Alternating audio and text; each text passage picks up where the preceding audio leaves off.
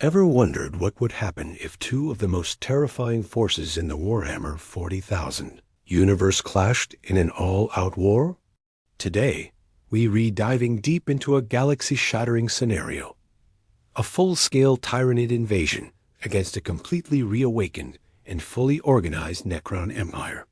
Forget the scattered tomb worlds and splinter fleets.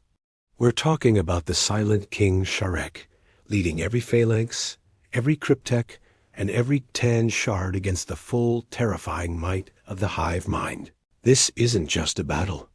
It's a cosmic struggle for utter domination, a war between the ultimate consumers and the ultimate purifiers.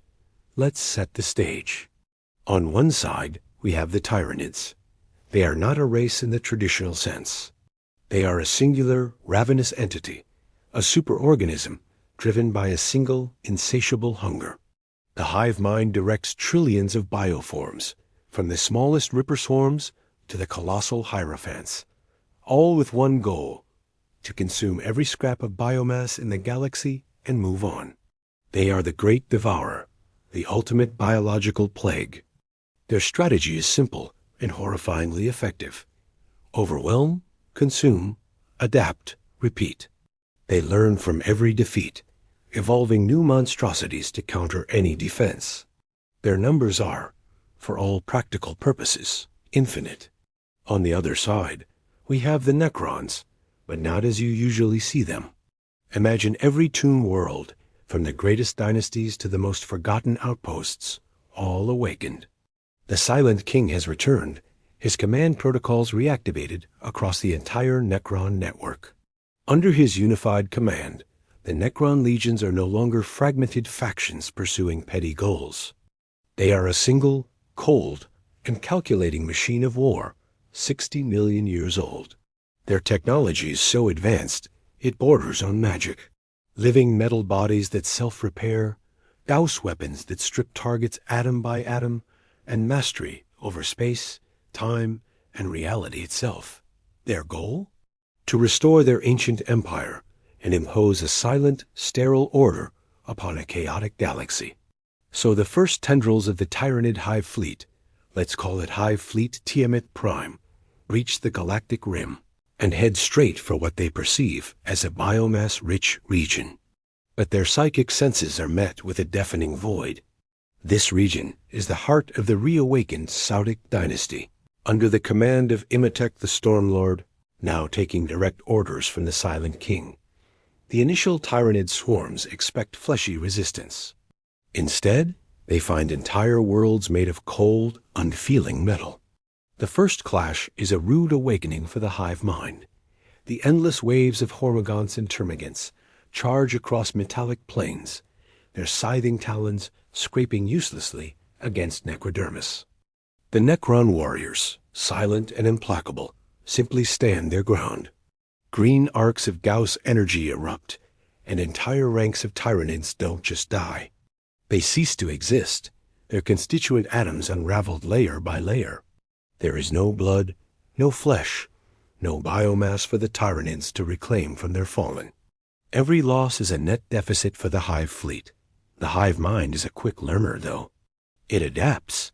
Larger bioforms are spawned, carnifexes with bioplasma and heavy venom cannons, and tyrannifexes with rupture cannons designed to punch through super-heavy armor.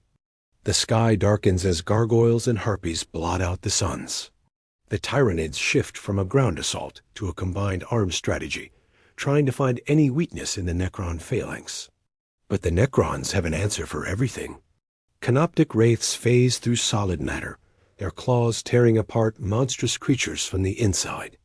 Annihilation barges hover effortlessly, their Tesla destructors arcing chain lightning through the swarms, frying scores of creatures with every shot. This initial phase of the war would be a brutal grind. The Tyranids would throw wave after wave at the Necron worlds, suffering astronomical losses. But for the hive mind, losses are just data. It's learning. It's analyzing the Necrons' energy signatures, their teleportation tactics, their repair protocols. Deep within the bioships, new horrors are being gestated, specifically designed to counter Necron technology. Meanwhile, The Necrons are not just defending. The Silent King is a master strategist. He understands that this is not a war of attrition. He can win by just standing still. The Tyranids have a logistical advantage. They live off the land, consuming everything. The Necrons, while powerful, have finite resources, albeit on an unimaginable scale. Their true advantage is strategic mobility. Using their dolmen gates and dimensional corridors, Necron fleets can appear anywhere, striking at the heart of the Hive Fleet. Imagine a fleet of Necron Scythe-class harvest ships and Cairn-class tomb ships emerging from subspace right in the middle of the Tyranid synaptic network. They don't engage the swarms. They target the Norm Queens and the synapse creatures, the Hive Tyrants and Tervigans. The Silent King knows that the Tyranids' greatest strength, their coordination, is also their greatest weakness. Sever the psychic link, and the swarm collapses into disorganized beasts. The space battles would be a spectacle of cosmic horror. Massive bioships, miles long and pulsating with life, clash with the cold, geometric perfection of the Necron fleet. Tyranid vessels launch swarms of smaller organisms and spore mines, while the Necron ships deploy swarms of scarabs that begin to eat away at the bioships' hulls.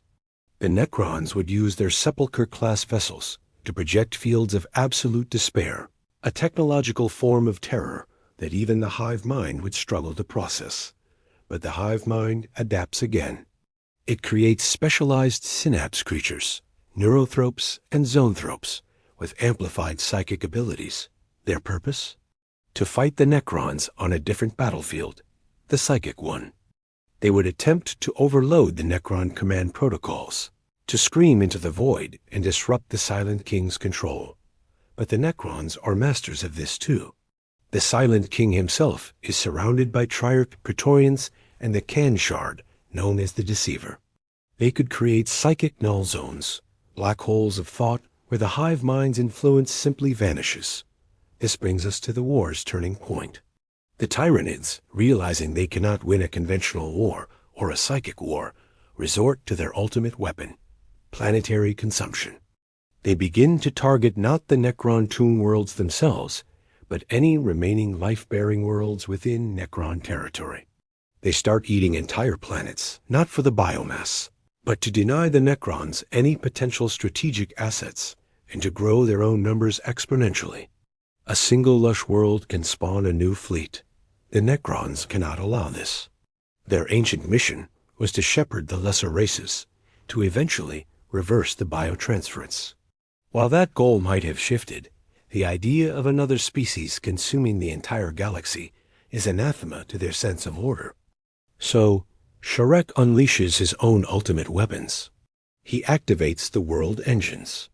These are planet-sized battleships, capable of destroying entire solar systems. He also unleashes the Tan Shards. Imagine the Nightbringer, the very embodiment of death, unleashed upon a Tyranid swarm. The primal fear it radiates could shatter the synaptic web for light years. Or the Void Dragon, master of technology, turning the Tyranids' own bioweaponry against them. Now we enter the endgame. A galaxy-wide conflict where both sides are using their most devastating tools.